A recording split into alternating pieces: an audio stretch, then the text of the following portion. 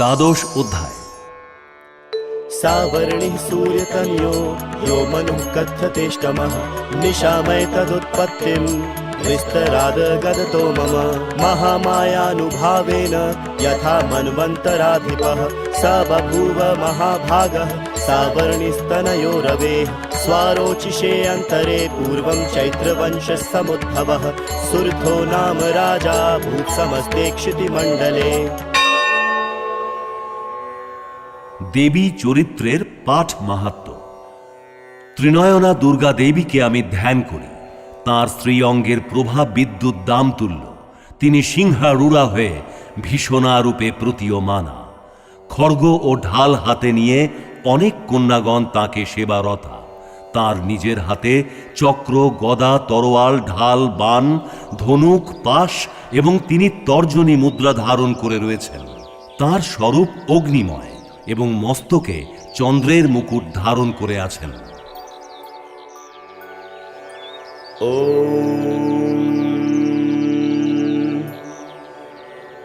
विद्युद्दाम समप्रभां मृगपतिस्कन्धस्थितां भीषणां कन्याभिः करवालखेटविलसद्धस्ताभिरासेवितां हस्तैश्चक्रगदाशिखेटविशिखांश्चापं गुणं तर्जनीं बिभ्राणामनलात्मिकां शशिधरां दुर्गां त्रिनेत्रां भजे। দেবী বললেন,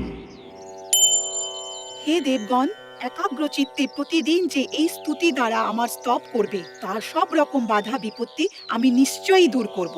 যারা এই রূপে মধুকৈটভ বধ, মহিষাসুর বধ এবং শুম্ভ নিশুম্ভ বধ বিষয়ক চরিত পাঠ করবে এবং অষ্টমী, চতুর্দশী ও নবমীতেও যে সমাহিত চিত্তে ভক্তি ভরে আমার এই উত্তম মাহাত্ম্য শুনবে তাকে কোনো রকম পাপই স্পর্শ করতে পারবে না। পাপ জনিত কোনো বিপদ আপদও তার আসবে না। তার ঘরে কখনো দারিদ্র্য থাকবে না এবং তাকে কখনো প্রিয় বিয়োগ জনিত কষ্ট ভুগতে হবে না।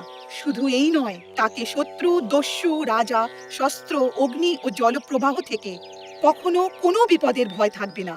এই জন্য এক মনে ভক্তির সাথে আমার এই মাহাত্ম্য সর্বদা পাঠ করা এবং শোনা কর্তব্য। এই মাহাত্ম্য পরম কল্যাণকারক। আমার এই মাহাত্ম্য মহামারী জনিত সমস্ত উপদ্রব এবং আধ্যাত্মিক, আধি ভৌতিক ও আধি দৈবিক এই ত্রিবিধ উৎপাতের নিবৃত্তি করে। যে গৃহে আমার এই মাহাত্ম্য প্রতিদিন বিধিপূর্বক পাঠ করা হয়, আমি সেই স্থান কখনো পরিত্যাগ করি না। আমি সেখানে অবিচল হয়ে অবস্থান করি। বলিদান, পূজা, হোম তথা মহোৎসবের শুভ দিনে আমার এই চরিত কথা সম্পূর্ণরূপে পাঠ ও শ্রবণ করা কর্তব্য। এমন করার পর মানুষ বিধি জেনে বা না জেনেও আমার উদ্দেশ্যে অনুষ্ঠিত বলিদান, পূজা বা যজ্ঞাতি যা করবে আমি অতীব প্রীতির সাথে তা গ্রহণ করব।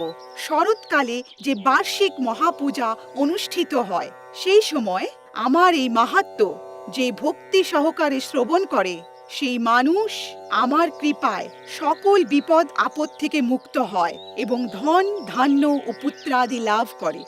আমার এই মাহাত্ম্য আমার মঙ্গলজনক আবির্ভাবের কথা এবং যুদ্ধে আমার পরাক্রমের বিষয় শুনলে মানুষ নির্ভয় হয়ে যায়। আমার মাহাত্ম্য শ্রবণকারী মানুষের শত্রু নাশ হয়, কল্যাণ প্রাপ্তি হয় এবং বংশের সুখ সমৃদ্ধি বৃদ্ধি হয়। দুঃস্বপ্ন দর্শনে এবং ভয়ঙ্কর গ্রহপীড়ার সময় আমার এই মাহাত্ম্য শ্রবণ করা কর্তব্য। এই মাহাত্ম্য পাঠে বা শ্রবণে সব রকম আপদ বিপদ ও ভয়ানক গ্রহপীড়ার শান্তি হয় এবং মনুষ্য কর্তৃক দৃষ্ট দুঃস্বপ্ন সুস্বপ্নে পরিণত হয়। বাল গ্রহ দ্বারা পীড়িত বালকদের পক্ষে এই মাহাত্ম্য শান্তিকারক এবং মানুষদের সমষ্টিতে বিচ্ছেদ সৃষ্টি হলে এটি ভালোভাবে মিত্রতা সৃষ্টি করায়। এই মাহাত্ম্য সকল দুরাচারীদের অশুভ বল নাশ করে। শুধুমাত্র পাঠ করলেই রাক্ষস, ভূত ও পিশাচগণ দূর হয়ে যায়। আমার এই মাহাত্ম্যের সম্পূর্ণ পাঠ ও শ্রবণে পাঠক বা শ্রোতা আমার সান্নিধ্য লাভ করে। পশু, পুষ্প, অর্ঘ্য, ধূপ, দীপ, গন্ধাদি উত্তম উপাচারে পূজা করলে, ব্রাহ্মণ ভোজনাদি করালে, যাগ যজ্ঞাদি ক্রিয়াকর্ম, প্রতিদিন অভিষেক, নানা প্রকার অন্যান্য ভোজ্য ইত্যাদি অর্পণ এবং দান ইত্যাদি দ্বারা 1 বৎসর পূজা করলে আমি যতটা সন্তুষ্ট হই, এই মাহাত্ম্য একবার মাত্র শুনলে আমি সেই প্রীতি লাভ করি। এই মাহাত্ম্য শ্রবণে পাপ ও নাশ এবং আরোগ্য প্রাপ্তি হয়। আমার এই আবির্ভাব প্রসঙ্গ কীর্তন সমস্ত ভূত প্রেতাদির হাত থেকে রক্ষা করে এবং আমার যুদ্ধচরিত দুষ্ট দৈত্যদের সংহার করে।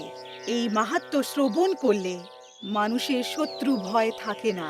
হে দেবগণ, তোমরা এবং ব্রহ্মর্ষিগণ আমার যে স্তুতি করেছ এবং ব্রহ্মা যে স্তুতি করেছেন, এই সবই কল্যাণময়ী বুদ্ধি প্রদান করে।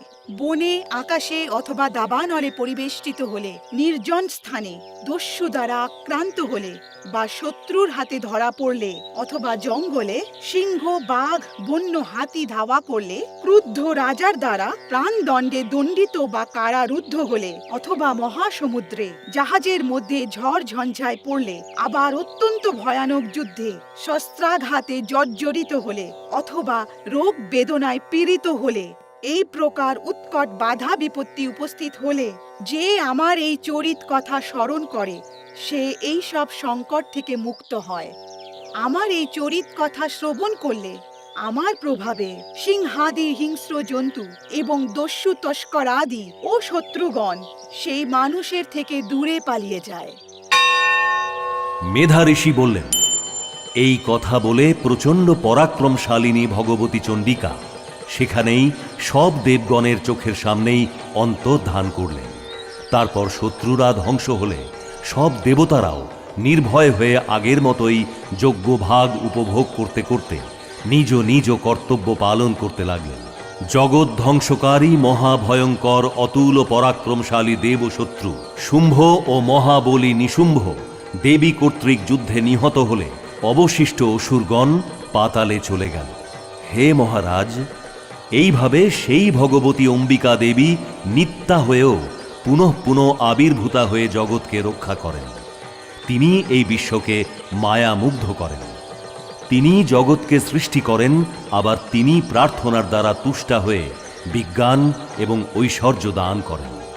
হে মহারাজ, মহাপ্রলয়ের সময় মহামারী রূপে এই মহাকালী এই সমগ্র ব্রহ্মাণ্ড ব্যাপিয়া অবস্থান করেন। ইনি প্রলয়কালে মহামারী রূপে সংহার রূপিণী হন।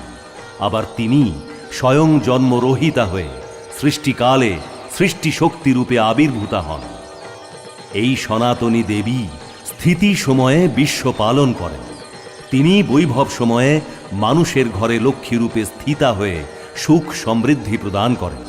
আবার তিনি দুঃসময়ে অলক্ষ্মী রূপে সমস্ত ধ্বংসের কারণ হয়ে দুঃখ দারিদ্রাদি দেন। গন্ধ, পুষ্প, ধূপ, দীপাদি উপাচারে পূজা করে দেবীর স্তুতি করলে তিনি ধন পুত্রাদি শ্রদ্ধাযুক্ত ধর্মবুদ্ধি এবং উত্তম গতি প্রদান করেন।